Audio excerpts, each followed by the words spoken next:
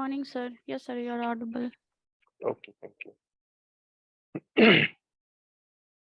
चलो ठीक है, तो अभी तक हम लोगों ने rule of law, separation of power, basic introduction administrative law का nature, scope, delegated legislation. Good morning sir. Please mute करके रखिए।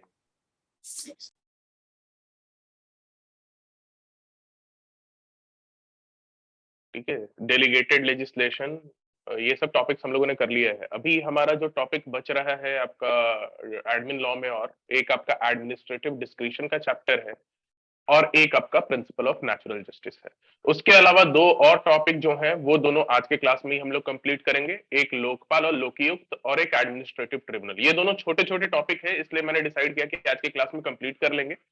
फिर हम लोग और दो क्लास में कोशिश करेंगे एडमिनिस्ट्रेटिव लॉ को रैप अप कर देने का, जिसमें कि प्रिंसिपल ऑफ नेचुरल जस्टिस थोड़ा आपका बड़ा टॉपिक है, और एक टॉपिक आपका बच जाएगा एडमिनिस्ट्रेटिव डिस्क्रिशन का। राइट, तो आज हम लोग दो टॉपिक करेंगे, एक लोकपाल और लोकायुक्त, और एक आपका एडमिनिस्ट्रेटिव ट्रिब्यूनल्स।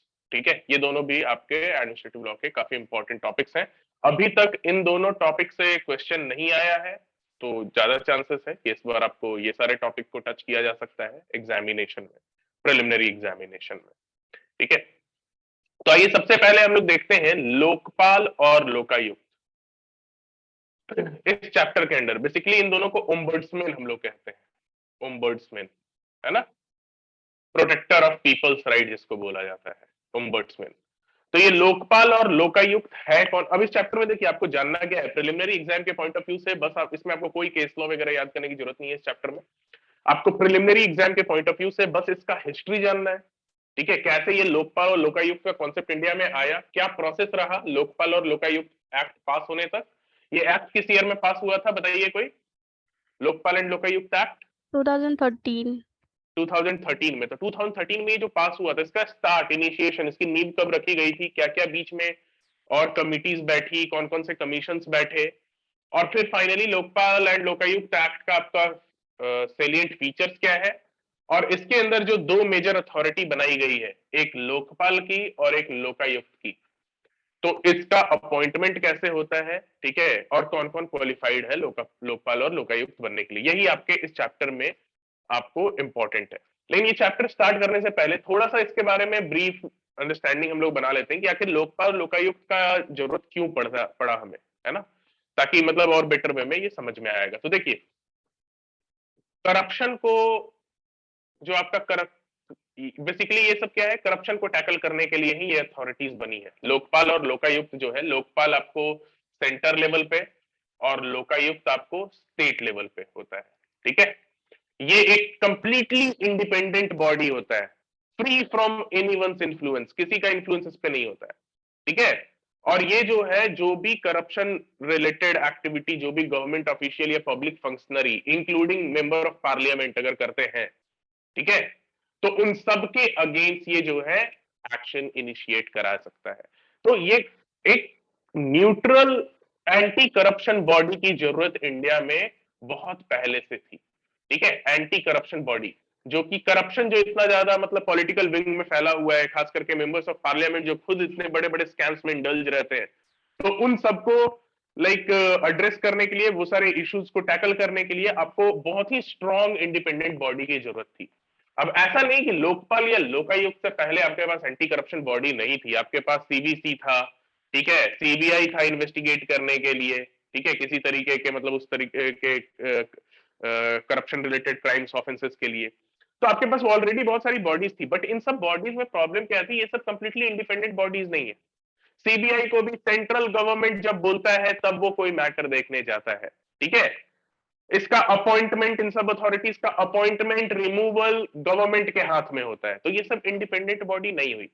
लोकपाल जो है, लोकपाल एक पैनल के थ्रू इलेक्ट किया जाता है। ठीक है, ये किसी मतलब गवर्नमेंट के विम्स और फैंसी पे नहीं है कि किसको अपॉइंट करना है, किसको रिमूव करना है। इवन लोकपाल को रिमूव भी करने के लिए आपको उसके लिए पर्टिकुलर मोशन लेकर आना पड़ता है, इंपीचमेंट कराना पड़ता है। इट्स नॉट इजी कि लोकपाल को जब चाहे तब रिमूव कर दें।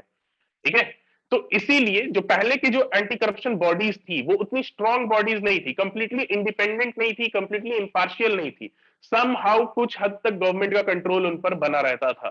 सो दैट इज वाई एक strong independent anti corruption body की जरूरत थी, जो कि मतलब जो भी government officers, bureaucrats, members of parliament, ठीक है, लेजिस्लेटिव असेंबली, इन लोग जो कि बड़े बड़े करप्शन में जो लोग इन्वॉल्व रहते हैं, उन सबको एड्रेस करने के लिए, ठीक है, उन सब से रिलेटेड इश्यूज को हैंडल करने के लिए आपको जो है लोकपाल और लोकायुक्त जैसा आपको अथॉरिटी क्रिएट किया गया। कि और ये क्यों स्ट्रॉन्ग बॉडी है?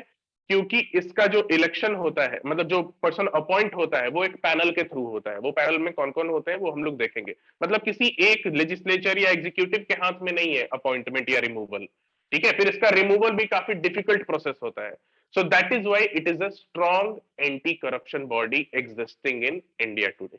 ठीक है, बट ये आया आपको 2013 में। तो 2013 में आने से पहले क्या क्या चीजें हैं, क्योंकि प्रिलिमिनरी एग्जाम की प्रिपरेशन के लिए हम लोग ये क्लासेस रख रहे हैं, तो कुछ कुछ आपको फैक्ट्स याद करना होगा, ठीक है, कि ये सब वर्ड किसने कॉइन किया था, पहली बार किसने डिमांड किया था, कौन सा कमीशन लेकर आया। तो आई होप बेसिक अंडरस्टैंडिंग आपको मिल गया होगा कि लोकपाल और लोकायुक्त बेसिकली होते कौन है। ठीक है, तो आइए अब इस चैप्टर को हम लोग स्टार्ट करते हैं। Just wait.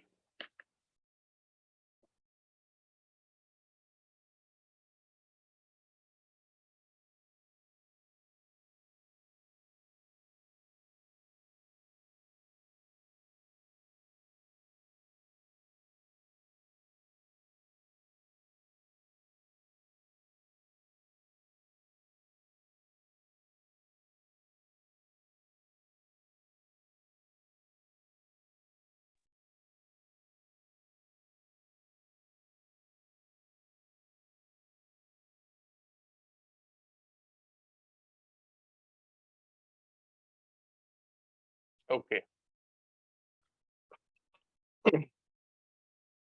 तो सबसे पहले हम लोग इसका इंट्रोडक्शन देखते हैं और इसका ब्रीफ हिस्ट्री देखते हैं, कैसे ये ओरिजिनेट हुआ ये कॉन्सेप्ट बेसिकली आपका, खास करके इंडियन कॉन्टेक्स्ट में। वर्ल्ड ओवर भी देखेंगे किस कंट्री में पहली बार ये सिस्टम आपको आया था, ठीक है, लेकिन पहले इंडियन कॉन्टेक्स्ट में इसको हम लोग समझने की कोशिश करते हैं। तो देखिए, लोकपाल और लोकायुक्त एक्ट आपका आया 2013 में, ठीक है, और इसमें जो है दो अथॉरिटी क्रिएट हुआ, एक हुआ लोकपाल का और एक हुआ लोकायुक्त का। लोकपाल आपको यूनियन लेवल पे होता है, सेंटर लेवल पे होता है, और लोकायुक्त आपको जो है स्टेट गवर्नमेंट के स्तर पे होता है, ठीक है। और इसका पर्पस बेसिकली क्या था? करप्शन के रिलेटेड एलिगेशन को इंक्वायर करना, और वो भी कौन करप्शन कर रहा है, तो जो भी आपके पब्लिक फंक्शनरीज है, ठीक है। अब इसके हिस्ट्री पे आइए सबसे पहले, तो कौन से कंट्री में पहली बार ये लोकपाल जैसा कोई सिस्टम आया था? एनीवन? ये आपको पता होगा, आप लोग पहले पढ़े भी होंगे। स्वीडन में। स्वीडन। इन स्वीडन, ठीक है। बेसिकली ये कॉन्सेप्ट वही स्कैंडिनेवियन कंट्रीज जो नॉर्दर्न यूरोप में मतलब है, वही स्कैंडिनेवियन कंट्रीज में ही ये कॉन्सेप्ट आपको ओम्बर्ड्समैन का स्टार्ट हुआ था, ठीक है। तो पहले इसका बेसिकली लोकपाल वर्ड जो है ये कहां से डिराइव किया गया है? इसी वर्ड से, ओम्बर्ड्समैन से, ठीक है। पहले ऐसे अथॉरिटी को जो है ओम्बर्ड्समैन नेम से ही पॉपुलरली जाना जाता था। इंडियन कॉन्टेक्स्ट में हम लोग लोकपाल और लोकायुक्त बोलते हैं, ठीक है। अब ओम्बर्ड्समैन का अगर मतलब क्या होता है, अगर इसका लिटरल मीनिंग पे आप जाए तो इसका मतलब होता है a person who is appointed to protect citizens against any form of maladministration. कि कोई भी पर्सन, ठीक है, जैसे पुलिस का काम क्या है? लॉ एंड ऑर्डर के लिए सबका अपना अपना एक फंक्शन होता है। तो जो ओम्बर्ड्समैन होता है, इसका मीनिंग ही ये होता है कि इसको किसी भी तरीके का गवर्नमेंट के माल एडमिनिस्ट्रेशन से रोकने के लिए, ठीक है, सिटीजन्स के राइट्स को प्रोटेक्ट करने के लिए उस माल एडमिनिस्ट्रेशन के अगेंस्ट आपको जो है ओम्बर्ड्समैन जैसा अथॉरिटी आपका पर्टिकुलरली क्रिएट किया जाता है। तो फर्स्ट कंट्री सभी को पता है कि फर्स्ट कंट्री आपका कौन था? दैट वाज स्वीडन, ठीक है, दैट वाज इन 1809। अब हम लोग ज्यादा इसके हिस्ट्री में डिस्कस नहीं करेंगे, इंडियन कॉन्टेक्स्ट पे आते हैं। अब इंडिया में फॉर द फर्स्ट टाइम, अभी देखो ओम्बर्ड्समैन जैसे कि अभी आप पिक्चर में ये मत सोचिए कि लोकपाल या लोकायुक्त एक्ट आया है, अभी आप सोचिए कि ऐसा कोई कॉन्सेप्ट नहीं आया है। अभी एक कॉन्सेप्ट है जो कि मतलब फॉरेन कंट्री में है, ठीक है, स्वीडन में आपका इसका ओरिजिनेशन हुआ था। अब इसके बारे में इंडिया में चर्चा शुरू होती है। तो स्टेप बाय स्टेप देखते हैं किस तरीके से हम लोग लोकपाल और लोकायुक्त एक्ट तक पहुंचते हैं फाइनली 2013 तक। तो सबसे पहली बार ओम्बर्ड्समैन जैसा इंस्टीट्यूशन जो कि आपको स्वीडन, न्यूजीलैंड में एग्जिस्ट करता था, ठीक है, वैसा इंस्टीट्यूशन के लिए डिमांड फर्स्ट टाइम इंडिया में किया गया था अशोक कुमार सेन के द्वारा, ठीक है। It was firstly demanded by Ashok Kumar Sen in early 1960s. At that time, he was basically the law minister of India. ठीक है, दिस कॉन्स्टिट्यूशनल ओम्बड्समैन का उन्होंने डिमांड किया था कि हमारे संविधान में ओम्बड्समैन को अपॉइंट करने का कोई प्रावधान हो, अमेंडमेंट करके एक कॉन्स्टिट्यूशनल ओम्बड्समैन की अथॉरिटी क्रिएट की जाए। ठीक है, this was the first demand made by Ashok Kumar Sen, ठीक है, 1960s में। बट इन्होंने बस ओम्बड्समैन वर्ड यूज किया था। लोकपाल और लोकायुक्त की इंडियन कॉन्टेक्स्ट में ओम्बड्समैन को हम लोकपाल सेंटर लेवल पे बोलेंगे और स्टेट लेवल पे लोकायुक्त बोलेंगे। ये पहली बार इस टर्म को कॉइन किया था एल.एम. सिंघवी ने। ये सब इंपॉर्टेंट फैक्ट्स है, प्रीलिम एग्जाम के पॉइंट ऑफ व्यू से नोट्स में भेज दूंगा, आप लोग इजीली इसको याद कर लीजिएगा। ठीक है, ये जो हम लोग टर्म पढ़ रहे हैं लोकपाल और Lokayukta, these were coined by whom? Doctor L M. Singhvi in 1963। ठीक है, तो अब जो है ये चर्चा शुरू हो गया था कि इंडिया में भी ओम्बड्समैन जैसा इंस्टीट्यूशन होना चाहिए in the form of Lokpal and Lokayukta. तो इसके लिए first administrative reform commission appoint किया गया और उस फर्स्ट एडमिनिस्ट्रेटिव रिफॉर्म कमीशन ने रिकमेंड किया कि दो इंडिपेंडेंट अथॉरिटी क्रिएट होनी चाहिए, एक सेंटर लेवल पे लोकपाल नाम की और एक स्टेट लेवल पे लोकायुक्त नाम की। फर्स्ट एडमिनिस्ट्रेटिव रिफॉर्म कमीशन का चेयरमैन कौन था, कोई बता सकता है आप लोग में से? Anyone? First administrative reform commission? Veerappa Moily. No, he was chairman of second administrative reform commission, वो 2005 में बना था। फर्स्ट एडमिनिस्ट्रेटिव रिफॉर्म कमीशन जो 1966 में बना था, Morarji Desai. Yes, it was Shri Morarji Desai, right. ये मोरारजी देसाई जो थे, ये थे आपको फर्स्ट एडमिनिस्ट्रेटिव रिफॉर्म कमीशन के चेयरमैन, ठीक है, जो 1966 में बना था। और इसी ने इन दोनों बॉडीज अथॉरिटीज को क्रिएट करने के लिए रिकमेंडेशन दिया था, सेंटर पे लोकपाल, स्टेट में लोकायुक्त होना चाहिए। ठीक है, अब यहां तक तो चलो इन्होंने रिकमेंड कर दिया, अब काम किसका है? अब पार्लियामेंटेरियंस जब तक कानून नहीं बनाएंगे लोकपाल लोकायुक्त क्रिएट कैसे होगा? तो पार्लियामेंटेरियंस ने for the first time Lokpal bill introduce हुआ। किस ईयर में, ये भी याद रखिएगा, एग्जाम में पूछा जा सकता है। ठीक है, लोकपाल बिल जो है फर्स्ट टाइम आपको आया था 1968 में, for the very first time. और 1968 में आया बट वो पास नहीं हो पाया, और उसके बाद और 7 बार कोशिश की गई उस बिल को लाने का, लेकिन कभी पास नहीं हो पाया। तो इन टोटल लोकपाल बिल 8 बार आया है, इंट्रोड्यूस हुआ है, बट वो कभी पास नहीं हो पाया था। ठीक है, 2011 से पहले तक, सॉरी 2013 में जो इनैक्टमेंट हुआ उससे पहले 8 बार ये बिल इंट्रोड्यूस किया गया था, बट ये कभी भी पास नहीं हो पाया था। तो ये नंबर भी याद रखिएगा, total 8 times Lokpal bill was introduced, ठीक है, फॉर द फर्स्ट टाइम इन 1968।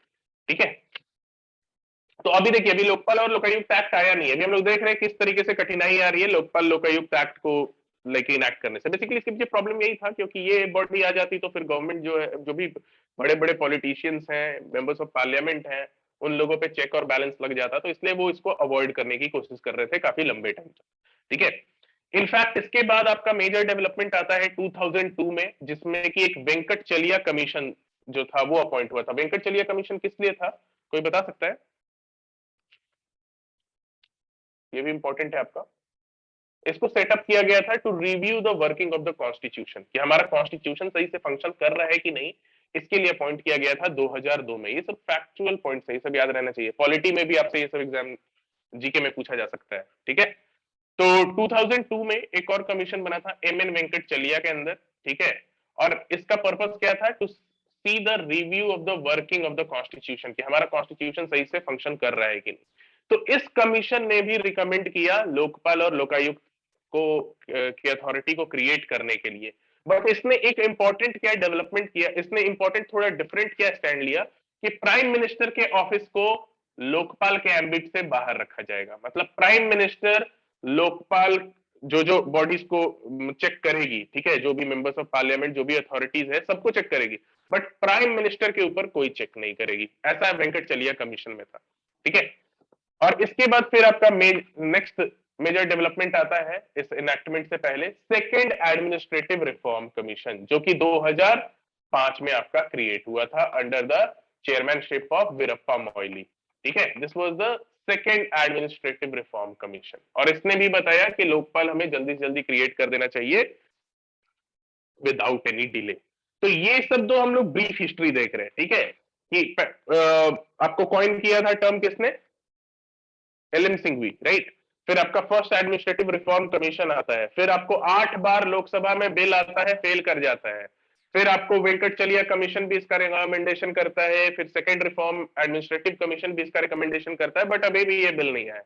उसके बाद हम लोगों को पता है कि 2011 में एक नेशन वाइड प्रोटेस्ट हुआ था, ठीक है, विच was led by Anna Hazare. तो उसके प्रेशर में आके यूपीए गवर्नमेंट ने फिर आपको एक कमेटी बनाई थी प्रणब मुखर्जी के अंदर कि अब जो है लोकपाल एक्ट जो है ये लाने के लिए मतलब बिल अब तैयार किया जाए। तो 2011 में अंडर द प्रेशर ऑफ कौन सा मूवमेंट था, इंडिया अगेंस्ट करप्शन। ये मूवमेंट आप लोग को याद होगा, आप लोग सभी को, ठीक है, उस समय आप लोग स्कूल में होंगे, हो सकता है, हो क्या सकता है, होंगे, ठीक है। तो under the pressure of India against corruption which was led by Anna Hazare, एक ग्रुप ऑफ मिनिस्टर बने इस बिल को बेसिकली इनैक्ट कर बिल को प्रेजेंट करने के लिए, बिल बनाने के लिए। अब फाइनली ये आपका 2013 में आया। तो यहाँ पर भी कुछ कुछ डेट्स आपको एग्जाम पॉइंट ऑफ व्यू से इंपॉर्टेंट है, ठीक है, कि ये बेसिकली इसको प्रेसिडेंट का एसेंट मिला, ये 2013 लोकपाल एंड लोकायुक्त बिल आपका 2013 में था।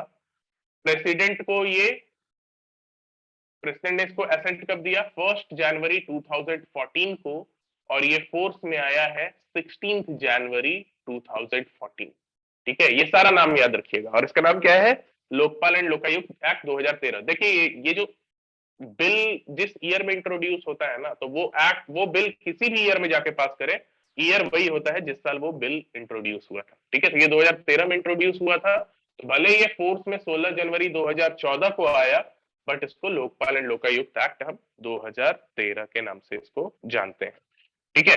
अब इसका जो कॉम्पोजिशन है या स्ट्रक्चर क्या है लोकपाल का जुरिस्डिक्शन क्या है, अब ये सब हम लोग देखेंगे, बट उससे पहले थोड़ा सा इंपॉर्टेंट कुछ कुछ पॉइंट्स और हम लोग preliminary exam point of view से देख लेते हैं, जो एग्जाम में आपसे पूछा जा सकता है, ठीक है। तो पहला क्वेश्चन है कि पहला स्टेट कौन सा था जिसने लोकायुक्त का अथॉरिटी क्रिएट किया था इंडिया में, किसी को पता है first state? Gujarat. No, Maharashtra है सर, महाराष्ट्र, ठीक है। महाराष्ट्र ने जो है पहली बार लोकायुक्त का अथॉरिटी क्रिएट किया था 1971 में, ठीक है। फिर Pinaki Chandra Ghosh was the first Lokpal of India. आपको पता होना चाहिए कि पहले लोकपाल का नाम क्या था, पिनाकी चंद्र घोष। और अभी करेंटली कौन है, एनीवन? प्रदीप मोहंती। यस, इनको एडिशनल चार्ज मिला हुआ है, his name is Shri justice Pradeep Kumar Mohanty, ठीक है। ये सब कुछ कुछ इंपॉर्टेंट फैक्ट्स जो है एग्जाम में आपसे पूछा जा सकता है, याद रखिएगा। चलिए अब हम लोग आते हैं लोकपाल के स्ट्रक्चर पे, कि ये लोकपाल जो है ये इसका स्ट्रक्चर क्या होता है, मतलब कौन कौन लोग लोकपाल में कॉन्स्टिट्यूट होते हैं, ठीक है। लोकपाल जो है, लोकपाल आपको मल्टी मेंबर बॉडी होता है, ठीक है। एक आपका चेयरमैन होता है और 8 बाकी के उसके मेंबर्स होते हैं। तो इनका अपॉइंटमेंट कैसे होता है, इनका क्वालिफिकेशन कैसे होता है, उसको अब हम लोग यहाँ पे डिस्कस करने वाले हैं, और उसके बाद हम लोग जुरिस्डिक्शन देखेंगे लोकपाल।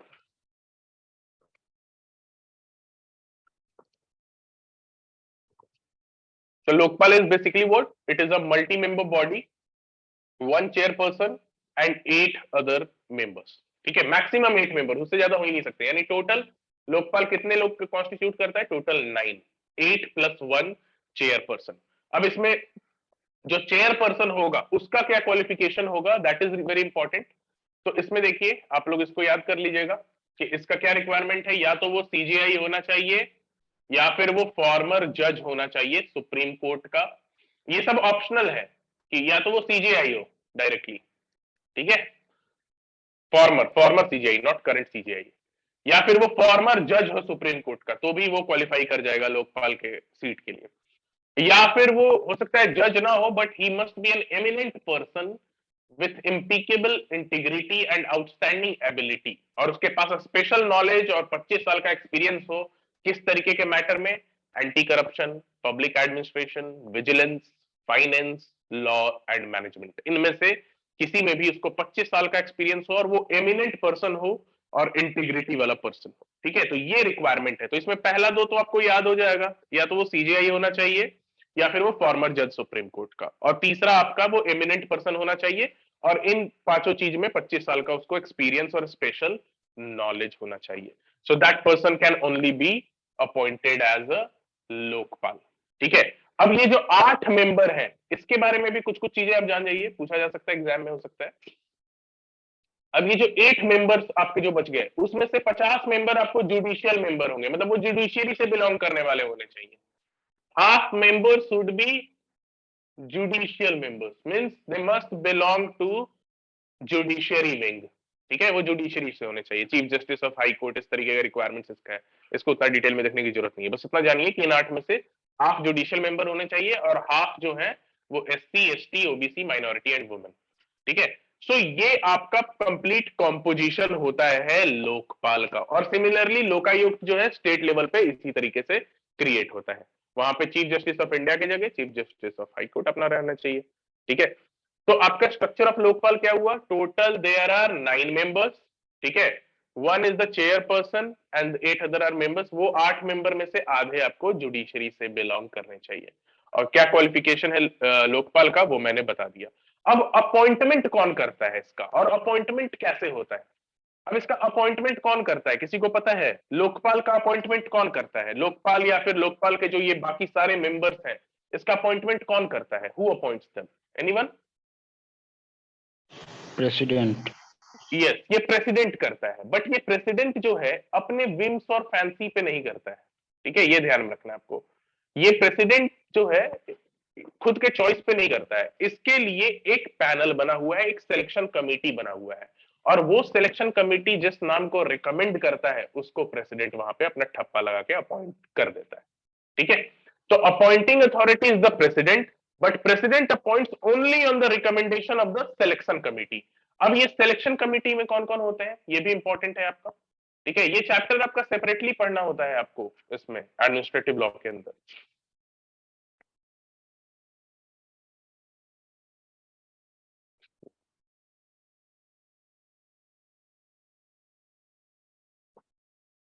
अब देखिए appointment of members of Lokpal, तो अब इसमें आपका ये अपॉइंट कौन करेगा, प्रेसिडेंट।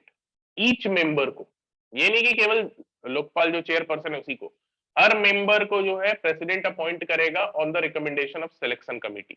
अब देखो, अब जैसा कि मैंने बताया था कि बहुत ही इंपॉर्टेंट लाइक पावरफुल बॉडी है लोकपाल और लोकायुक्त।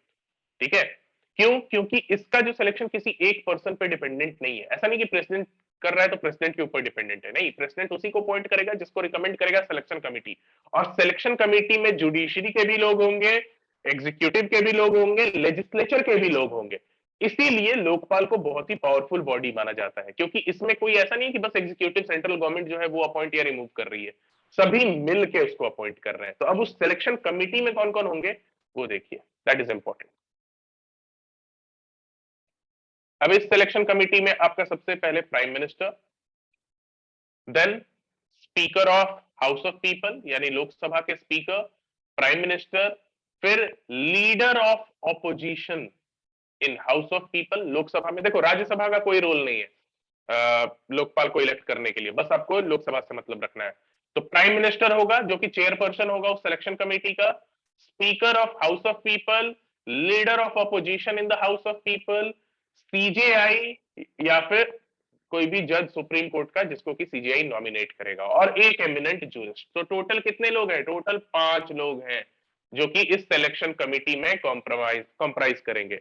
अब वो 5 लोग कौन कौन से, पीएम हो गया, speaker of Lok Sabha, leader of opposition in Lok Sabha, और फिर जुडिशरी का एक मेंबर दैट इज सीजेआई। और सीजेआई अगर खुद नहीं जा रहा है तो वो किसी जज को नॉमिनेट कर देगा, और एक आपका एमिनेंट जूरिस्ट। ये 5 लोग मिलके आपको जो है रिकमेंड करते हैं सिलेक्शन कमेटी में, ये लोग हैं, और ये लोग सेलेक्ट करते हैं नेम कौन लोकपाल बनेगा, और ये नेम रिकमेंड करते हैं प्रेसिडेंट को, and then finally president appoints them.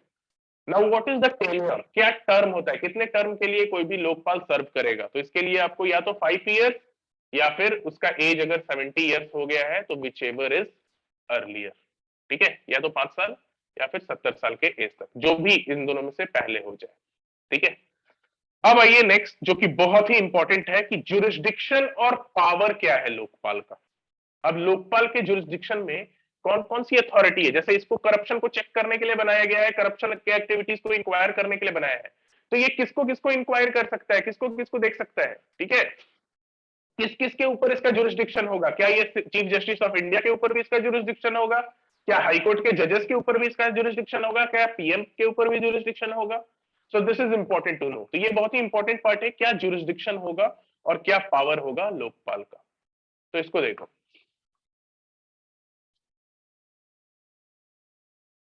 Jurisdiction and powers of Lokpal.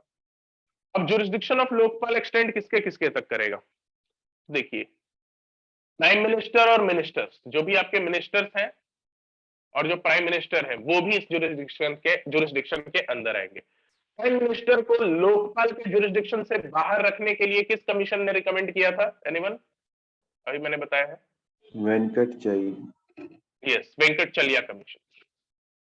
तो देखो, बट लोकपाल और लोकायुक्त एक्ट आया, उसमें प्राइम मिनिस्टर भी लोकपाल के एम्बिट के अंदर ही आता है, ठीक है। तो जो भी प्राइम मिनिस्टर है, वो अगर करप्शन एक्टिविटीज कर रहे हैं, उनके अगेंस्ट भी इंक्वायरी ये कर सकता है। Members of parliament, group A B C and D officer, ये काफी इंपॉर्टेंट है, क्योंकि एग्जाम में ये क्वेश्चंस जो है, जब भी आपको लोकपाल से क्वेश्चंस पूछा गया है, जुडिशरी में तो अभी नहीं पूछा गया है, हो सकता है इस बार पूछा जाए, ठीक है, बट बाकी नेट जेआरएफ इन सब में पूछा जाता है। तो इसमें ये सब क्वेश्चन देखने को मिला है पहले, कि क्या ग्रुप ई और एफ जो होते हैं, क्या उस पर भी लोकपाल इंक्वायरी बैठा सकता है? नहीं, वो केवल 4 A B C and D officer, मतलब इन सब ग्रेड के जो ऑफिसर्स हैं, ग्रुप ए बी सी और डी वाले गवर्नमेंट ऑफिसर्स, उन्हीं के ऊपर लोकपाल का जुरिस्डिक्शन होता है, उसके नीचे नहीं, ई और एफ तक नहीं, चपरासी और प्योन तक नहीं जाता, ठीक है। Then officials of central government, जो भी सेंट्रल गवर्नमेंट के बाकी ऑफिशियल्स हैं, उन सब पे जुरिस्डिक्शन है आपका लोकपाल का। तो कौन कौन हो गए? प्राइम मिनिस्टर, मिनिस्टर, जितने भी मेंबर्स हैं पार्लियामेंट के, फिर जितने भी government officer group A B C और डी से बिलोंग करते हैं, उन सब पे जुरिस्डिक्शन है, और जो भी सेंट्रल गवर्नमेंट के ऑफिशियल्स हैं।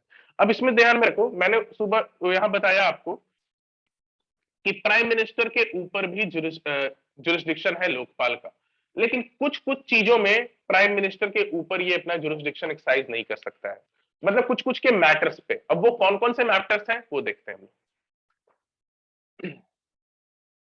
कुछ कुछ मैटर्स हैं जिसपे कि प्राइम मिनिस्टर के ऊपर ये एक्सरसाइज नहीं कर सकता है, ठीक है। अब वो क्या क्या मैटर्स हैं? तो jurisdiction of the Lokpal extends to prime minister except in the cases of allegation of corruption which are related to international relation से related, अगर कोई corruption की बात आ जाए, ठीक है, कि मान लिया यूएस से कुछ लोन लिए और कुछ घोटाला कर लिए प्राइम मोदी जी, तो ऐसे मैटर्स में आपको नहीं ये करना है, ठीक है। इंटरनेशनल रिलेशन से रिलेटेड कोई भी करप्शन के मैटर्स को जुरिस्डिक्शन, लोकपाल के जुरिस्डिक्शन से बाहर रखा गया है, कि उसमें प्राइम मिनिस्टर के ऊपर कोई भी सवाल लोकपाल नहीं कर सकता। फिर सिक्योरिटी के मामले में, इंडिया के सिक्योरिटी के से रिलेटेड अगर कहीं क्वेश्चन अराइज हो रहा है और उसमें कोई करप्शन का एक्टिविटीज का एलिगेशन लगाया जा रहा है, उसमें भी लोकपाल का जुरिस्डिक्शन नहीं होगा। Public order, atomic energy and space, ठीक है। तो लोकपाल का जुरिस्डिक्शन प्राइम मिनिस्टर तक एक्सटेंड करता है, बट इन 5 मैटर से रिलेटेड अगर कोई एलिगेशन है तो उस पर नहीं एक्सटेंड करता। कौन कौन 5 मैटर, सॉरी 5 करूं, 4 matter, international relation, security of state, public order, atomic energy and space, ठीक है। ये चारों को उसके एम्बिट से बाहर रखा गया है, ठीक है। फिर ये जो मिनिस्टर्स हैं, मिनिस्टर्स या फिर ये जो मेंबर ऑफ पार्लियामेंट है, तो इनके भी कुछ कुछ एक्टिविटी को लोकपाल के एम्बिट से बाहर रखा गया है। वो किसको रखा गया है? हम लोग को पता है कि पार्लियामेंट्री प्रिविलेज होता है, जो भी पार्लियामेंटेरियंस होते हैं उनको अंडर आर्टिकल 105, अंडर आर्टिकल 191 आपको जो है मेंबर ऑफ पार्लियामेंट और लेजिस्लेटिव असेंबली को कुछ पार्लियामेंट्री प्रिविलेजेस मिले होते हैं, तो वो जो है कॉन्स्टिट्यूशनल राइट्स हैं, तो ऑब्वियसली लोकपाल उसको तो ओवरराइड कर नहीं सकता है, ठीक है। तो इसीलिए जो पार्लियामेंटेरियंस या जो भी आपके लेजिस्लेचर हैं, ठीक है, वो उनके भी कुछ तरीके के जो भी वो स्पीचेस डिलीवर करते हैं पार्लियामेंट में, या जो भी वो वोट कास्ट कर रहे हैं पार्लियामेंट में, तो अगर आप क्वेश्चन आता है कि भाई इसने पैसे लेकर वोट दिया है पार्लियामेंट में किसी मेंबर ऑफ पार्लियामेंट ने, तो ये क्वेश्चन लोकपाल नहीं रेज कर सकता है, ठीक है। ये सब पार्लियामेंट्री प्रिविलेज के अंदर आ जाएगा। अगर इन सब पे भी अगर सवाल जवाब भी करना होगा, इन सब पे इंक्वायरी भी करना होगा, तो कौन करेगा बताइए? Election commission, election commission, parliament committee, parliamentary में जो स्पीकर रहेगा वो इन सब चीजों पे डिसीजन लेता है बेसिकली, है ना। जो भी स्पीचेस वहां डिलीवर किया जा रहा है, जो भी वोट वहां कास्ट किया जा रहा है, उसके लिए स्पीकर का अथॉरिटी जो है सुप्रीम अथॉरिटी माना जाता है उन सब मैटर्स में। ठीक है, तो यहां समझ गए कि जुरिस्डिक्शन लोकपाल का एक्सटेंड होगा, प्राइम मिनिस्टर भी उसके अंदर आएगा। प्राइम मिनिस्टर से रिलेटेड कोई भी करप्शन एक्टिविटी अगर कभी भी उसका नाम उछलता है, प्राइम मिनिस्टर के ऊपर भी इंक्वायरी बैठा सकता है लोकपाल, मिनिस्टर के ऊपर भी, पार्लियामेंटेरियंस के ऊपर भी, गवर्नमेंट ऑफिसर जो ए बी सी और डी ग्रुप में बिलोंग करते हैं, और जो सेंट्रल गवर्नमेंट का ऑफिशियल है। प्राइम मिनिस्टर के ऊपर 4 चीजों में लोकपाल अपना जुरिस्डिक्शन एक्सरसाइज नहीं कर सकता, अगर वो करप्शन एक्टिविटी रिलेटेड है, इंटरनेशनल रिलेशन से related, security of state, public order, atomic energy and space. और जो लोकपाल का जुरिस्डिक्शन है वो मेंबर्स ऑफ पार्लियामेंट के ऊपर एक्सटेंड नहीं करता है इन matters relating to any speech which is delivered by them in the parliament or any vote which is casted by them in the parliament।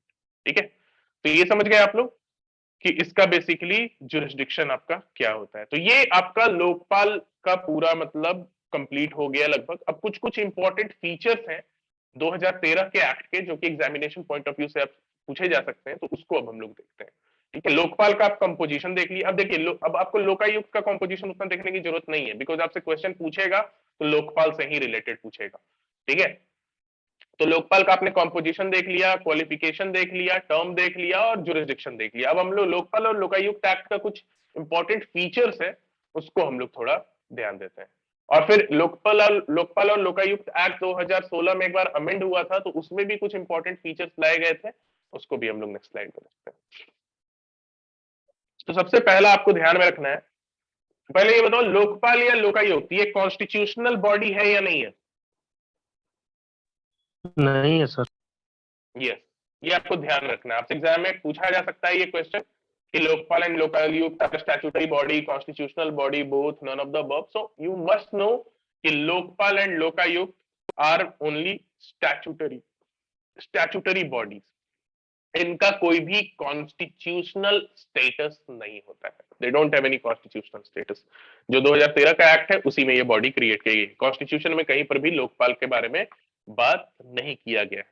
ठीक है, फिर ये जो लोकपाल और लोकायुक्त एक्ट आया 2013 में, इसमें हर स्टेट को रिकमेंडेशन दिया गया लोकायुक्त एस्टैब्लिश करने का, कितने साल के अंदर, कितने दिनों के अंदर, विद इन 1 ईयर। ठीक है, 1 साल के अंदर 2013 एक्ट में ये टाइम पीरियड स्पेसिफाई किया गया है कि आपको 1 साल के अंदर लोकायुक्त आपको क्रिएट कर देना है। बट अभी भी आप देखेंगे बहुत सारे स्टेट में नहीं है ऐसा। ठीक है, फिर आपका इस केस में एक लिमिटेशन बताया गया, लिमिटेशन पीरियड होता है, तो इसमें भी करप्शन एक्टिविटी से रिलेटेड एक लिमिटेशन पीरियड दिया गया है कि इतने टाइम के बाद अगर किसी ने करप्शन से रिलेटेड एलिगेशन इतने सालों के बाद अगर रेज किया है किसी मिनिस्टर के अगेंस्ट या पार्लियामेंटेरियन के अगेंस्ट, तो उसको जो है लोकपाल इंक्वायर नहीं करेगा। वो टाइम पीरियड क्या है, लिमिटेशन पीरियड क्या है, दैट इज 7 ईयर्स। ठीक है, तो ये ध्यान में रखिएगा, ये इंपॉर्टेंट पॉइंट है। लोकपाल और लोकायुक्त एक्ट में कोई भी कंप्लेन करप्शन के अगेंस्ट कोई भी कंप्लेन रजिस्टर नहीं किया जा सकता है after 7 years from the date when the offence is alleged to have been committed। ये बेसिकली आपका एक तरीके का लिमिटेशन पीरियड है जो इस एक्ट के अंदर आपको दिया गया है। ठीक है, तो इसको याद रखिएगा सभी लोग। ओके, आगे आइए। फिर आपका एक और इंपॉर्टेंट चीज है कि लोकपाल के अंदर आपको तीनों विंग जो गवर्नमेंट के होते हैं उसको कवर नहीं किया गया है। लेजिस्लेचर को कवर कर लिया गया है, एग्जीक्यूटिव को कवर कर लिया गया है, बट जुडिशरी आपका लोकपाल के एम्बिट से बाहर बिलोंग करता है। जुडिशरी जो है लोकपाल के एम्बिट में नहीं फॉल करता है, ये एक इसका बड़ा ड्रॉबैक है। तो ये भी एक पॉइंट बन सकता है, हो सकता है एग्जाम में, इंपॉर्टेंट है, तो ये भी आप ध्यान में रखिएगा कि judiciary has been excluded from the ambit of Lokpal. Legislature है क्योंकि पार्लियामेंटेरियन के अगेंस्ट वो इंक्वायरी किया ही जा सकता है, फिर एग्जीक्यूटिव भी है, गवर्नमेंट ऑफिसर के अगेंस्ट भी इंक्वायरी किया जा सकता है, बट जुडिशरी लोकपाल के एम्बिट से बाहर है।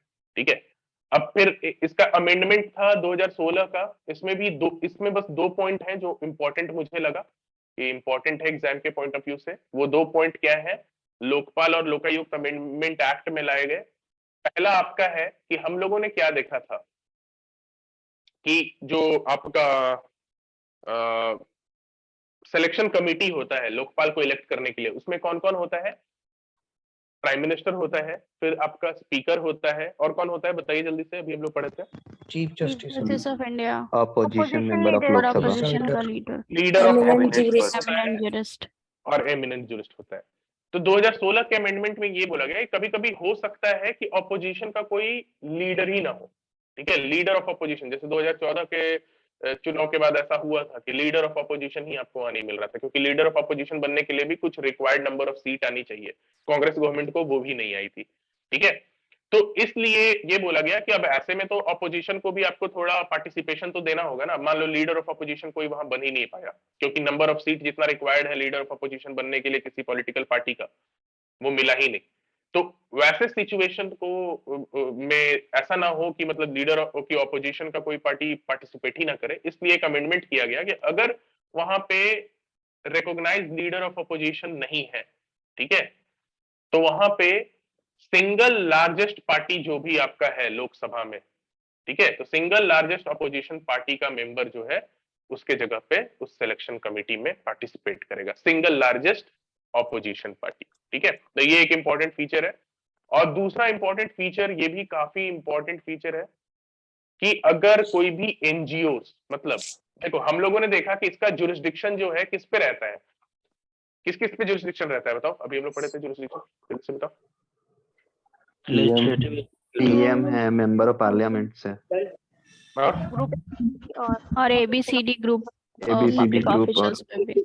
हाँ ये सब, हाँ, बट उसमें हम लोगों ने ये कहीं नहीं ना देखा कि एनजीओ वगैरह इन सब के ऊपर भी लोकपाल का जुरिस्डिक्शन रहेगा। तो इन सब के ऊपर भी जुरिस्डिक्शन 2016 के एक्ट से दिया गया, बट उसके लिए कुछ कंडीशंस है। वो कंडीशन क्या है कि क्योंकि देखो बहुत लोग जो है अपने ब्लैक मनी को व्हाइट करने के लिए एनजीओ का सहारा लेते हैं, ठीक है, ये बात कोई छुपी हुई बात नहीं है, ठीक है, मैक्सिमम। तो इस एक्ट, कोई म्यूट कर लो प्लीज, म्यूट है।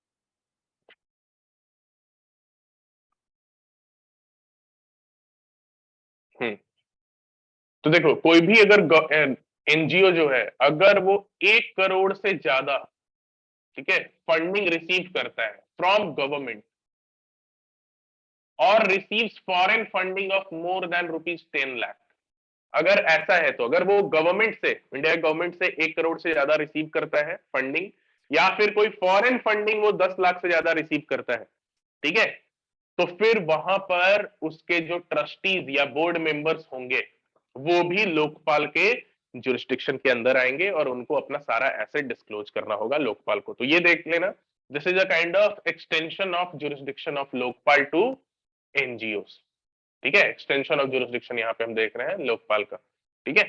तो ये किस पे है, वही जो 1 करोड़ का से ज्यादा का फंडिंग अगर गवर्नमेंट से मिल रहा है या फिर कोई फॉरेन फंडिंग 10 लाख से ज्यादा का, तो वैसे सिचुएशन, ठीक है।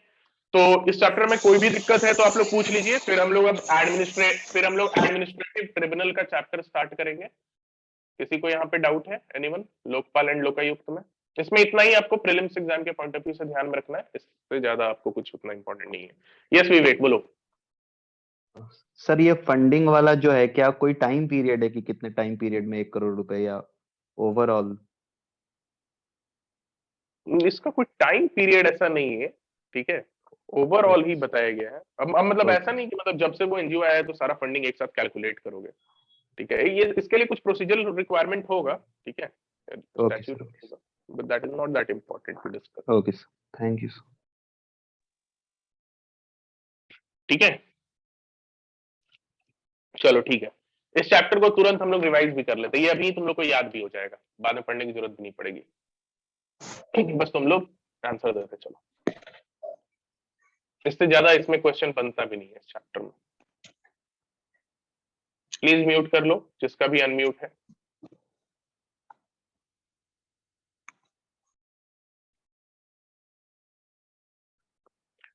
ओके, डेट ऑफ इनैक्टमेंट क्या है लोकपाल और लोकायुक्त एक्ट का, बताओ डेट ऑफ इनैक्टमेंट। 1 January 1 जनवरी 2014। 2014. और date of enforcement 16th January January. 3 January 10 January 2014. 16 जनवरी, ठीक है। कॉन्स्टिट्यूशनल ओम्बुड्समैन का कॉन्सेप्ट इंडिया में किसने इंट्रोड्यूस किया था, किस पर्सन ने?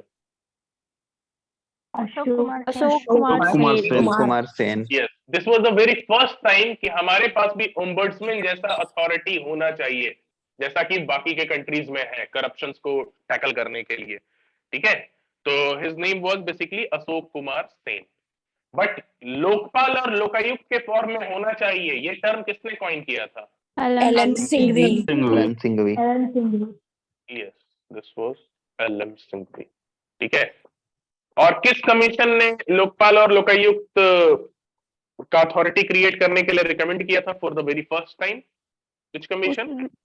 First Murarji administrative reform first administrative reform commission which was chaired bye Morarji Desai, ठीक है। और उसके बाद कोई और भी एडमिनिस्ट्रेटिव रिफॉर्म कमीशन आया? सेकंड एडमिनिस्ट्रेटिव Second वाला, Second. अच्छा ये फर्स्ट वाला किस ईयर में आया था 1966. और सेकंड वाला? 2005. 2005 में। In this one was chaired by whom? Virappa Mohli. Veerappa Moily. Yes, this was chaired by Veerappa Moily, ठीक है। फिर एक और कमिटी ने रिकमेंड किया था इसका नेम 2002 में, वो कौन सा कमीशन था? वेंकट चलैया। was basically set up to review the working of the constitution, Venkat चलिया कमीशन, ठीक है। फर्स्ट टाइम ये लोकपाल और लोकायुक्त बिल, लोकपाल बिल कब इंट्रोड्यूस हुआ था फर्स्ट टाइम? 1961 Maharashtra. 1968, अच्छा, 1968. और कितनी बार ये टोटल फेल हो चुका है लोकपाल? 8 times. 8 times. ठीक है। और किस मूवमेंट के परसुएंस में आपका लोकपाल और लोकायुक्त एक्ट 2013 इनैक्ट किया गया था? क्या India against corruption. Against corruption. Yes, which was led by Anna Hazare, right. Okay, first state जिसने एस्टैब्लिश किया था इसको? Maharashtra. अच्छा, एक और चीज याद रखना, जैसे कि अगर पूछता है कि फर्स्ट स्टेट, देखो क्योंकि 1971 में ही महाराष्ट्र ने इसको ये किया था, ठीक है। तो मतलब ऐसा नहीं है कि स्टेट गवर्नमेंट के पास अपने पास तो पावर था ही कि वो चाहे तो लोकायुक्त अपने स्टेट के लिए बना सकता है। बट अगर आपसे क्वेश्चन अगर कभी पूछता है कि पहला स्टेट जिसने, क्योंकि देखो इसमें क्या बताया गया आपको, लोकपाल और लोकायुक्त एक्ट में कितना टाइम लिमिट दिया गया है लोकायुक्त एस्टैब्लिश करने का अपने स्टेट में? 1 year। 1 year. 1 ईयर। तो पहला स्टेट जिसने लोकायुक्त एक्ट पास किया था उसका नाम क्या था पता है? It was Odisha. ये ध्यान रखना, पहला स्टेट जिसने एस्टैब्लिश किया है लोकायुक्त जैसा system, that was Maharashtra. First state to pass the Lokayukta act, Lokayukta bill, that was Odisha, ठीक है। पहला लोकपाल इंडिया का बताओ जल्दी। And current one? Pradeep Kumar Mohanty. Lokpal में टोटल कितने मेंबर होते हैं? लोकपाल कितने लोग का बॉडी है? 9 members। 8 plus 1। 9 members है टोटल। 8 plus 1। ठीक है। और उस 8 में से हाफ मेंबर किसके होने चाहिए? जुडिशरी members होने चाहिए। बिलोंग करना चाहिए। क्या chief justice of high court eligible है लोकपाल का चेयरपर्सन बनने के लिए? फॉर्मर होना चाहिए। हाई कोर्ट का नहीं है। Supreme Court is not allowed. Supreme court का जज या फिर सीजीआई या फिर कोई एमिनेंट जूरिस्ट जिसको की स्पेशल नॉलेज हो वो सब फील्ड में, जो हम लोगों ने ऑलरेडी देखा है, ठीक है। फिर आपका जो भी अपॉइंटमेंट कौन करता है? सिलेक्शन कमिटी या प्रेसिडेंट? प्रेसिडेंट करता है on the recommendation of selection committee. Selection committee में टोटल नंबर ऑफ कितने लोग होते हैं? मेंबर्स, टोटल मेंबर्स कितने होते हैं? 5 ठीक है। Leader of opposition, speaker, prime minister, CJI और एमिनेंट जूरिस्ट। और लीडर ऑफ अपोजिशन अगर नहीं है तो क्या होगा? सिंगल लार्जेस्ट तो जो सिंगल लार्जेस्ट पार्टी होगा अपोजिशन का, उसका पार्टी, ठीक है। मैक्सिमम एज लिमिट लोकपाल का क्या है? 70 years। 10 ईयर्स को जनरली कितना दिया जाता है? 5 5 years। 5 years। 5 ईयर्स का, ठीक है। मेंबर्स ऑफ पार्लियामेंट को किन किन चीजों में इम्यूनिटी मिली हुई है लोकपाल से? पार्लियामेंट्री प्रोसीडिंग, Parliamentary privileges जो भी में स्पीच है, जो भी स्पीच या वोट, whatever speeches they और were given in the parliament. PM को किन किन मैटर्स में एक्सेप्शन मिला हुआ है?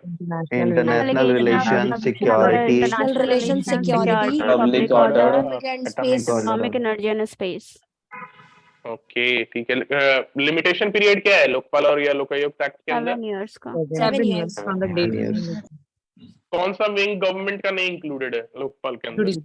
Judiciary. तीसरी चलो ठीक है, ओके। चलिए नेक्स्ट टॉपिक पे। नेक्स्ट टॉपिक पे आपको मैं नोट्स नहीं प्रोवाइड करूंगी, ये काफी सिंपल टॉपिक है, ठीक है, बहुत ही छोटा टॉपिक है। इसमें 2 केस लॉ है, बस उसको मैं डिटेल में आपको बता देता हूँ। इससे बस यहीं से क्वेश्चन ही आएगा, इससे ज्यादा कुछ नहीं आएगा। नेक्स्ट टॉपिक है हमारा एडमिनिस्ट्रेटिव ट्रिब्यूनल।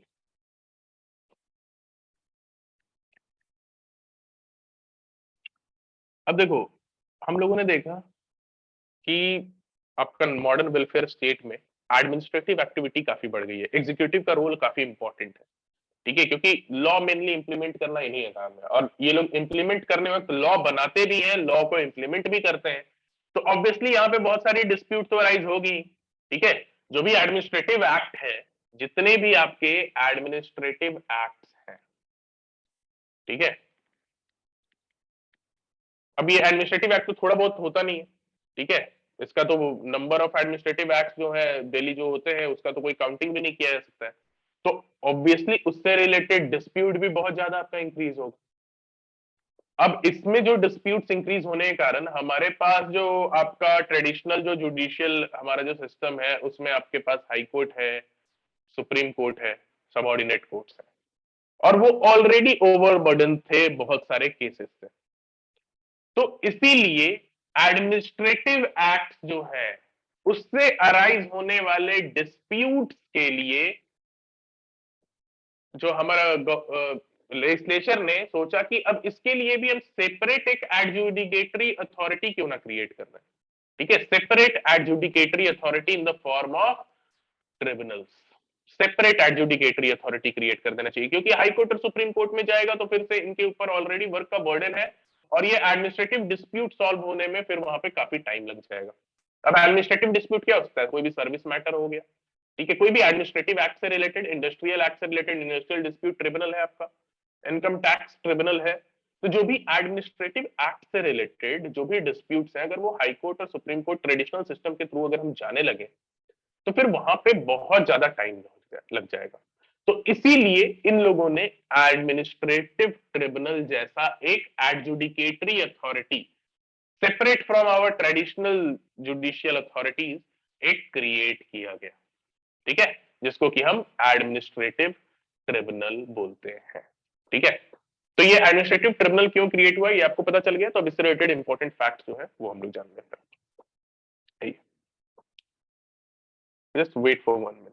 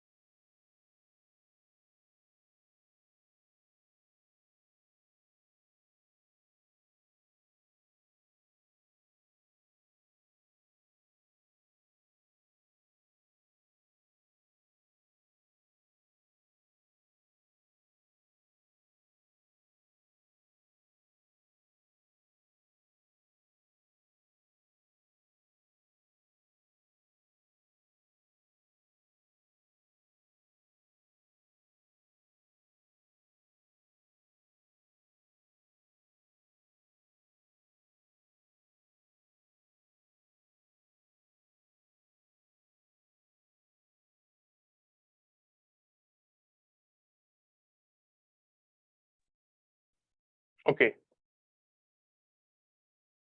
सो हम लोग देख रहे हैं एडमिनिस्ट्रेटिव ट्रिब्यूनल क्यों बना, ये हम लोग देख लिए। एडमिनिस्ट्रेटिव जो भी डिस्प्यूट्स हैं, जो भी एडमिनिस्ट्रेटिव एक्टिविटी से रिलेटेड, उसका जल्दी से निपटारा हो जाए और ट्रेडिशनल लीगल सिस्टम में ना फंसे लोग, इसलिए आपको एडमिनिस्ट्रेटिव ट्रिब्यूनल्स बना, ठीक है। अब इसके अंदर सबसे पहला चीज आपको सबसे पहला फैक्ट जानना है, ठीक है, कि ये ट्रिब्यूनल्स का कॉन्सेप्ट इंडिया में सबसे पहली बार कब आया।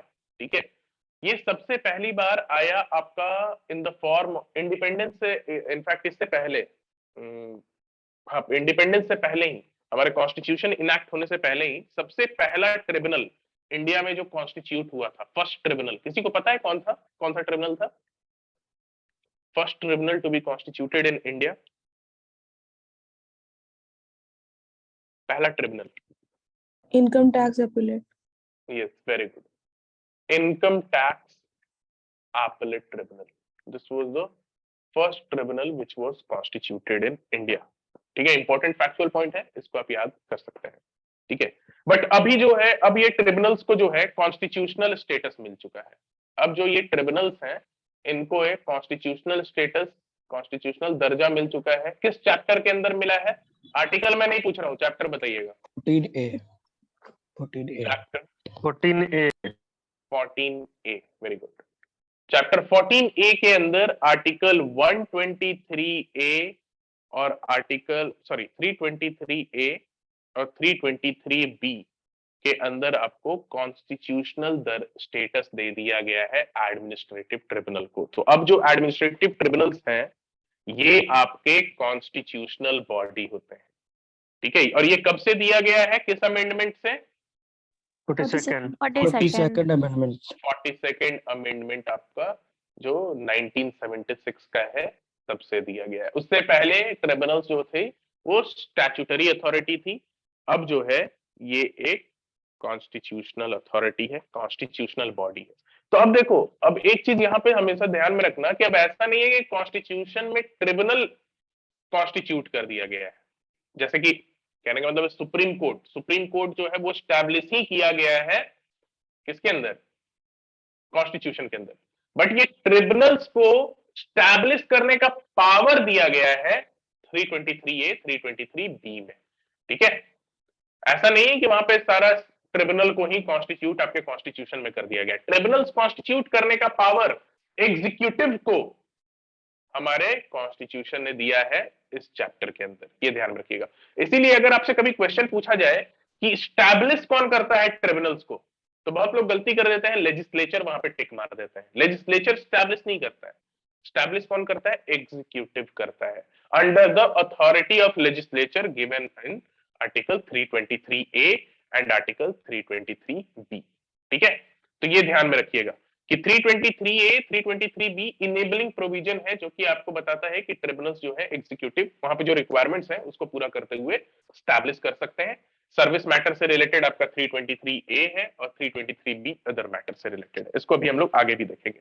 ठीक है, बट इसके बारे में, इससे रिलेटेड कुछ पहले फीचर्स आप जान जाइए ट्रिब्यूनल्स का। जो इंडिया में जो ट्रिब्यूनल्स को जो कॉन्स्टिट्यूशनल स्टेटस दिया है, इसके कुछ इंपॉर्टेंट फीचर्स क्या है? पहला तो आपको इंपॉर्टेंट फीचर इसका आपको है कि ये जो है आपको क्वासी जुडिशियल बॉडी होता है। ठीक है, not completely a judicial body, it is a quasi judicial body. And why it is a quasi judicial body? Because जो आपका हाई कोर्ट सुप्रीम कोर्ट है इसको आप पर्टिकुलरली जुडिशियल बॉडी कहेंगे, बट ये क्वासी क्या है कि इसमें कुछ क्रैपिंग्स होते हैं कोर्ट के। अब कैसे? अब ये क्वासी जुडिशियल बॉडी है क्यों? क्योंकि ये एडजुडिकेटरी फंक्शन परफॉर्म करता है, तो ये जुडिशियल वाला फंक्शन तो परफॉर्म करता ही है, बट इसको क्वासी क्यों बोलते हैं? क्योंकि ये प्रोसीजरल लॉ जो होता है, जो भी आपका प्रोसीजरल लॉ होता है उससे ये बाउंड नहीं होता है। अब वो प्रोसीजरल लॉ क्या हो सकता है? प्रोसीजरल लॉ आपका सीपीसी हो गया, ठीक है, आपका एविडेंस हो गया, इन सब से ये बाउंड नहीं है। बट प्रोसीजर के कॉन्टेक्स्ट में इसको एक प्रिंसिपल फॉलो करना मैंडेटरी है। वो कौन सा है? Principle of natural justice. Principle of natural justice के अलावा और कोई भी प्रिंसिपल या प्रोसीजर, ठीक है, आपको एडमिनिस्ट्रेटिव ट्रिब्यूनल के ऊपर बाइंडिंग नहीं होता है। Only the principle of natural justice is binding upon the administrative tribunal. इसके अलावा और कोई भी जो कोर्ट्स के ऊपर जो बाइंडिंग अथॉरिटीज होती है कि एविडेंस एक्ट आपको फॉलो करना है, सीपीसी फॉलो करना है, वो इसके ऊपर नहीं होता है। इसीलिए इसको जो है क्वासी जुडिशियल बॉडी कहा जाता है। ठीक है, फिर इसका एस्टैब्लिशमेंट कौन करता है? Who establishes it? Established bye whom? Executive executive इसको ये करता है। ठीक है, फिर इसके अगेंस्ट एडमिनिस्ट्रेटिव ट्रिब्यूनल का जो डिसीजन होगा उसके अगेंस्ट कौन कौन सा रिट्स अवेलेबल होता है, ये भी आपसे एग्जाम में क्वेश्चन पूछा जा सकता है। आपके कितने रिट्स होते हैं टोटल? 5 होते हैं। उन 5 में से कौन कौन से रिट्स आपको एडमिनिस्ट्रेटिव ट्रिब्यूनल्स के अगेंस्ट अवेलेबल होंगे? थोड़ा सा दिमाग लगाइएगा तो आप इसका आंसर दे दीजिएगा। एडमिनिस्ट्रेटिव आपका 5 रिट होता है, हेबियस कॉर्पस, क्वो वारंटो, प्रोहिबिशो, सर्शियोरारी, मैंडेमस। अब इसमें से कौन कौन सा आपको जो है ऐसे- writ? Prohibition and certiorari. Prohibition और certiorari. Yes prohibition and certiorari, very good. अब हम लोग अभी ये डिस्कस नहीं करने जाएंगे कि रिट ऑफ प्रोहिबिशन या सर्शियोरारी क्या होता है, ठीक है। जैसे थोड़ा सा शॉर्ट में अगर डिस्कस कर ही देते हैं, कुछ लोगों को हो सकता है अगर नहीं पढ़ा पता होगा, कॉन्स्टिट्यूशन नहीं पढ़े होंगे तो। सर्शियोरारी में क्या होता है, कोई बताओ, तुम ही लोग मुझसे बताओ जल्दी से, सुबोध बताओ, व्हाट इज सर्शियोरारी? क्या डिफरेंस है सर्शियोरारी और प्रोहिबिशन में?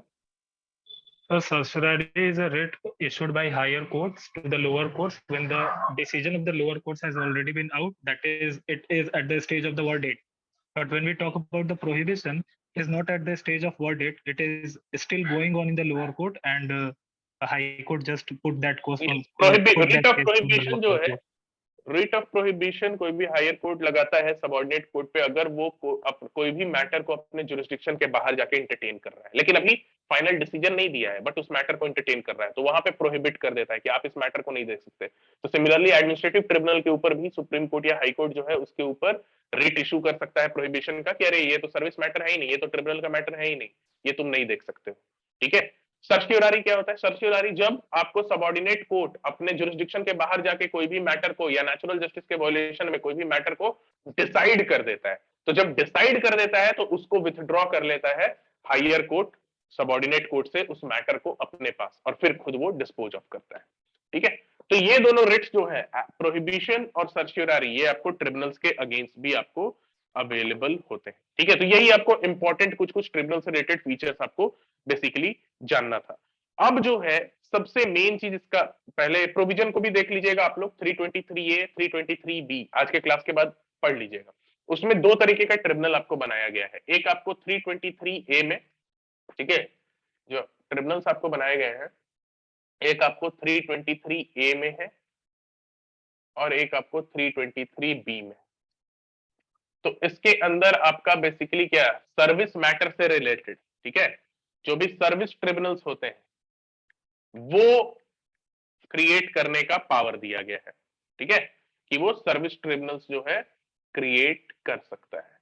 और 323B जो है ये अदर मैटर्स के लिए ट्रिब्यूनल क्रिएट कर सकता है। जैसे अदर मैटर के लिए कोई ट्रिब्यूनल है बताओ कोई, सर्विस मैटर के अलावा? अब जैसे आपका नेशनल ग्रीन ट्रिब्यूनल जो है वो किसके अंदर कॉन्स्टिट्यूट हुआ होगा, 323A या 323B? B 23B। 323B, समझ रहे हैं ना? तो इस तरीके से ये सब भी ध्यान में रखिए, ऐसे भी क्वेश्चन आपसे पूछा जा सकता है, ठीक है, कि सर्विस मैटर से रिलेटेड ट्रिब्यूनल जो है 323A में क्रिएट होगा और बाकी अदर मैटर से रिलेटेड 323B में आपका क्रिएट किया जाएगा, ठीक है। और इसी के परसुएंस में सर्विस मैटर से रिलेटेड कौन सा ट्रिब्यूनल क्रिएट हुआ है? कैट। जैसा कि मैंने बताया ना कि ये बेसिकली एक इनेबलिंग प्रोविजन है, कॉन्स्टिट्यूशन आपको ट्रिब्यूनल बना के नहीं दे रहा है, ये बस बोल रहा है कि आप जो है ऐसा ट्रिब्यूनल क्रिएट कर सकते हैं, ठीक है, लॉ के थ्रू। तो 323A में जो पावर मिला है कि सर्विस ट्रिब्यूनल पार्लियामेंट क्रिएट कर सकती है, तो उसी के परसुएंस में 1985 में पार्लियामेंट ने एडमिनिस्ट्रेटिव ट्रिब्यूनल एक्ट पास किया, एडमिनिस्ट्रेटिव ट्रिब्यूनल एक्ट इन 1985, और उसके अंदर सेंट्रल एडमिनिस्ट्रेटिव ट्रिब्यूनल जिसको कि कैट कहते हैं, ठीक है। आप लोग देखते हैं जो भी आईपीएस IRS इन लोगों के सर्विस से रिलेटेड कोई मैटर रहता है का कैट में ही जाता है, सेंट्रल एडमिनिस्ट्रेटिव ट्रिब्यूनल आपका कॉन्स्टिट्यूट किया। तो ये भी ध्यान में रखिएगा किस ईयर में एडमिनिस्ट्रेटिव ट्रिब्यूनल एक्ट आया, 1985 में। किस आर्टिकल के परसुएंस में ये इनैक्ट हुआ था, 323A, और सेंट्रल एडमिनिस्ट्रेटिव ट्रिब्यूनल इसके अंदर बेसिकली क्रिएट किया गया है, ठीक है। अब यहाँ पे सबसे इंपॉर्टेंट चीज आपको जो समझना है वो ये है कि इसका कॉन्स्टिट्यूशनैलिटी चैलेंज हुआ था, जिससे रिलेटेड 2 लैंडमार्क केस आपको ध्यान में रखना है, बहुत ही इंपॉर्टेंट है, ठीक है। जो आपका ट्रिब्यूनल्स है इसका कॉन्स्टिट्यूशनैलिटी चैलेंज हुआ था, कॉन्स्टिट्यूशनैलिटी ऑफ ट्रिब्यूनल्स, ठीक है। ट्रिब्यूनल्स क्या, इनफैक्ट 323A और 323B जो है, ये दोनों प्रोविजन को ही बोला गया, पिटिशनर ने बोला कि ये अनकॉन्स्टिट्यूशनल है। क्यों अनकॉन्स्टिट्यूशनल है, मैं आप लोगों को बोल रहा हूँ 323A 323B जाके आप लोग पढ़ लीजिएगा आज, ठीक है। इसको क्यों अनकॉन्स्टिट्यूशनल करने की बात की गई, क्योंकि इसमें दो प्रोविजन थे। एक प्रोविजन था, आप लोग के पास अभी भी बेयर एक्ट है तो उसको देख सकते हैं, 323A2 और सिमिलर 323A2 का ही कॉपी प्रोविजन आपको था 323B3D, ठीक है। उतना आप डिटेल में आपको सब क्लॉज याद करने की जरूरत नहीं है, मैं जो समझा रहा हूं उसको बस यहाँ पे समझिए। कॉन्स्टिट्यूशनैलिटी चैलेंज हुआ था आर्टिकल 323A 323B का। क्यों चैलेंज हुआ था, इन दोनों प्रोविजन के अंदर। इस प्रोविजन में जो था वही सेम चीज इस प्रोविजन में भी था, ठीक है। अब ये इनमें था क्या, ठीक है। इसमें ये था, कोई पढ़ो 323A2 कोई पढ़ सकता है, कोई पढ़ो तो, बेयर एक्ट है किसी के पास? यस सर, कौन सा प्रोविजन बोल? 323A2 2. A law made under clause 1 may provide for the establishment of an administrative tribunal for the union and a separate administrative tribunal for each state or for 2 or more states. B. Specify the jurisdiction powers, including the power to punish for contempt and authority, which may be exercised by each of the said tribunals. C. Provide for the procedure, including provisions as to limitation and rules of evidence to be followed by the said tribunals. D. Exclude the jurisdiction of all courts except the jurisdiction yes, of very good. ये वाला part D में है ना, ये 2 का D है। Yes sir. Okay, क्या है यहाँ पे, excludes the Jurisdiction of all courts except the jurisdiction of the Supreme Court under Article 136 with respect to the disputes or complaints referred to in clause 1. Okay चलो देखो, excludes the jurisdiction of all courts except supreme court under 136। Supreme court में जो special leave petition में आप चले जाते हैं directly, बाकी के जो भी सबऑर्डिनेट कोर्ट में उस मैटर को ले जाए बिना आप डायरेक्टली सुप्रीम कोर्ट चले जाते हैं। उस जुरिस्डिक्शन को छोड़ के बाकी और किसी भी तरीके का जुरिस्डिक्शन इस तरीके के ट्रिब्यूनल्स पे अप्लाई नहीं करें। मतलब ट्रिब्यूनल्स में जो मैटर्स आएंगे, एडमिनिस्ट्रेटिव मैटर्स जो आएंगे, उस पर कोई कोर्ट का और जुरिस्डिक्शन नहीं होगा। अब देखो, एडमिनिस्ट्रेशन का जो मैटर होता है उसमें भी आपका रिट पिटीशन होता है, ठीक है, रिट मैटर्स में बहुत सारे आते हैं।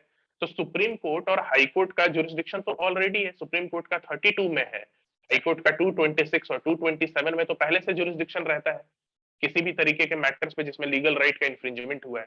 तो 323A2D ने क्या किया कि, और 323B3D ने क्या किया, इसने बोला कि जो भी एडमिनिस्ट्रेटिव अथॉरिटीज के जो रिलेटेड जो डिस्प्यूट्स हैं, ठीक है, उससे अराइज होने वाला कोई भी डिस्प्यूट पे जुरिस्डिक्शन बस ट्रिब्यूनल का होगा और नहीं तो सुप्रीम कोर्ट का 136 में। बाकी किसी भी तरीके का जुरिस्डिक्शन इन सब अथॉरिटी के ऊपर नहीं होगा, जैसा कि हाई कोर्ट का कोई अथॉरिटी नहीं होगा, ठीक है, 226 और 227 में।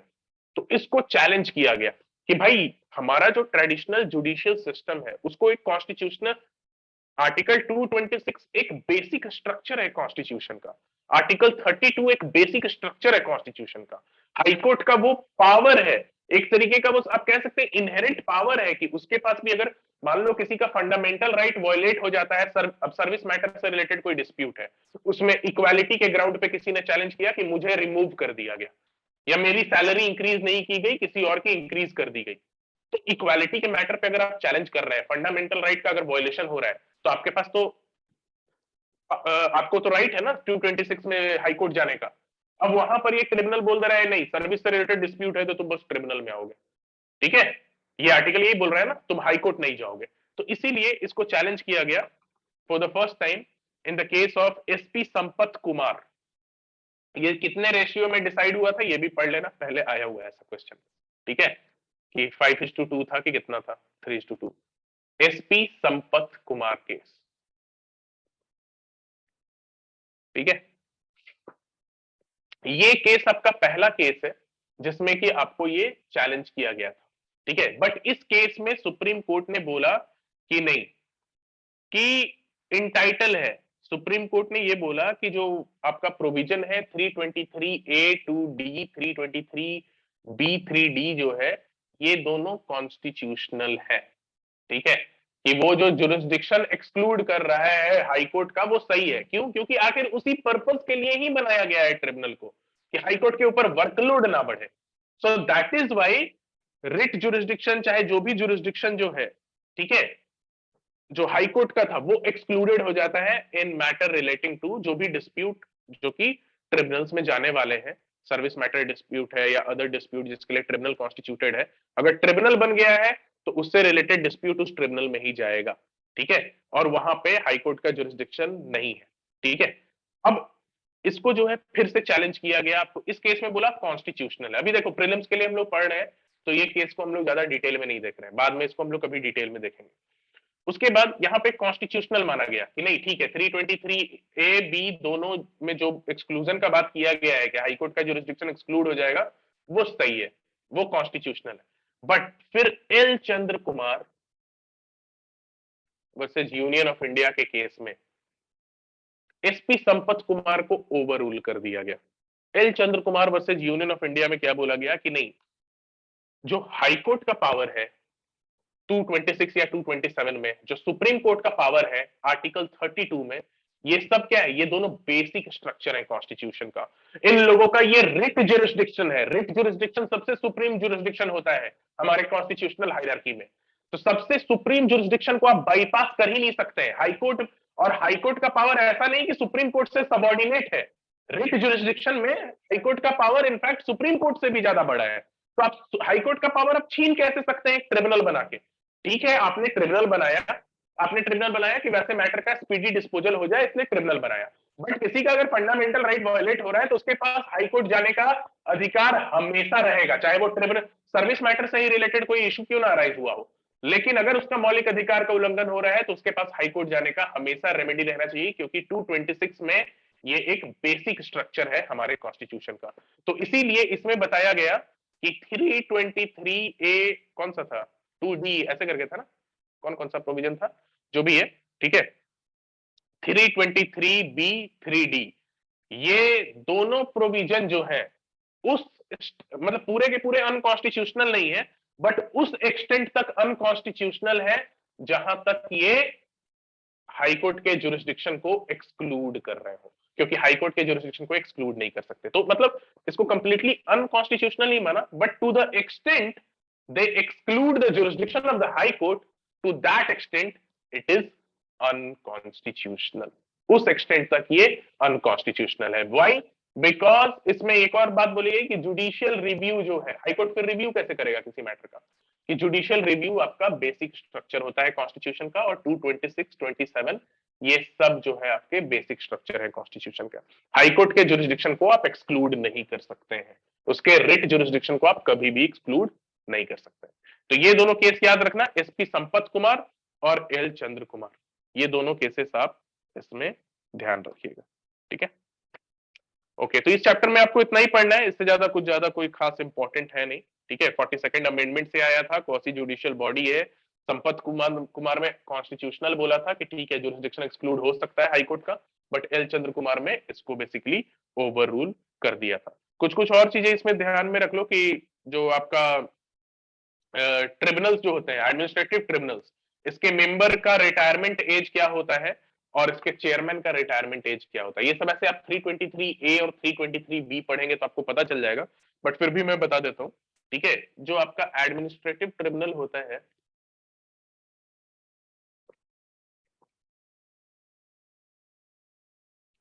इसके मेंबर्स का एज, मैक्सिमम एज जो होता है 65 होता है, और जो इसके चेयरमैन होते हैं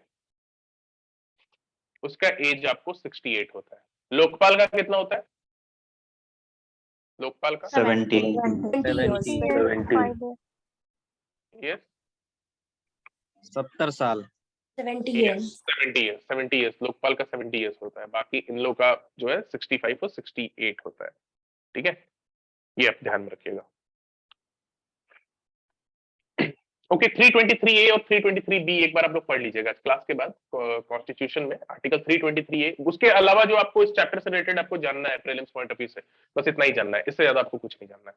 ठीक है, एक बार 323A 323B एक बार सरसरी निगाह से एक बार उसको देख लीजिएगा। ठीक है, तो ये दो हम लोग छोटा छोटा टॉपिक था, लोकपाल, लोकायुक्त और एडमिनिस्ट्रेटिव ट्रिब्यूनल, ये कर लिए। अब एडमिनिस्ट्रेटिव लॉ में बस दो टॉपिक हमारा बच रहा है, एक एडमिनिस्ट्रेटिव डिस्क्रिशन और एक है प्रिंसिपल ऑफ नेचुरल जस्टिस, जिसको हम लोग नेक्स्ट वीक में कंप्लीट कर लेंगे। ठीक है, बाकी आपका कंपनी लॉ का क्लास आज शाम में है, उसको भी आपका 2-3 क्लास में कंप्लीट होने वाला है। फिर हम लोग नेक्स्ट 2 सब्जेक्ट अपना स्टार्ट करेंगे। तो मोस्टली हम लोग एक स्पेसिफिक रिलीफ एक्ट स्टार्ट करेंगे और एक इंडियन ट्रस्ट एक्ट, ये दोनों ज्यादा चांसेस है स्टार्ट करने का। 1 वीक लगेगा, उसमें इन दोनों कंप्लीट हो जाएगा। 1 वीक या 2-3 क्लास में ये दोनों कंप्लीट हो जाएंगे। राइट, सो किसी को आज की क्लास से रिलेटेड कोई डाउट है तो पूछ लो। यस स्निग्धा। तो आप बोले थे प्रीवियस क्लास में कि डेलीगेटेड लेजिस्लेशन में सर इंपॉर्टेंट केस लॉज बताएंगे। हाँ, वो केस लॉ हम दे देंगे, don't worry, case law okay sir. Yes Kirti. Sir ये एज लिमिट जो है 65 एंड 68, ये एलिजिबिलिटी क्राइटेरिया है फॉर अपॉइंटमेंट या फॉर रिटायरमेंट? और रिटायरमेंट एज लिमिट मैंने बताया, मैक्सिमम एज लिमिट। थैंक ये यू। रिटायरमेंट के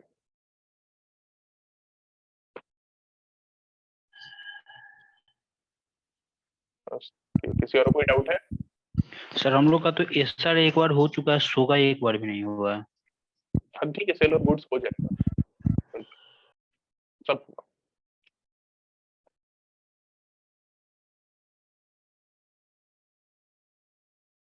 चलो ठीक है, thank you everyone. Thank you sir. Thank you sir.